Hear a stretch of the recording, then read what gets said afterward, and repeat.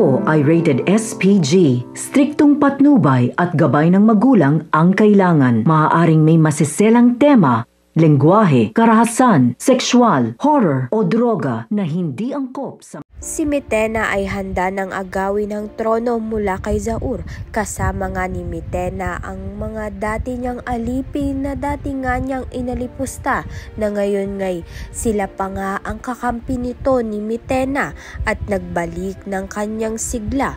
Sa kabilang banda naman nga ligtas nang nakarating ang mga sangre sa kaharian ng Devas sakay ng barkong panghimpapawid. Layunin nilang humarap kay Bathalang Emre upang humingi ng gabay para sa nalalapit na digmaan. Ngunit bago pa man nila makita ang Bathala, anak muna ni Emre ang sumalubong, isang pagsubok na dapat nilang mapagtagumpayan. Sa kabila ng katahimikan ng Devas, nananatiling handa ang mga sangre. Humingi sila ng basbas upang maging karapat-dapat sa misyon.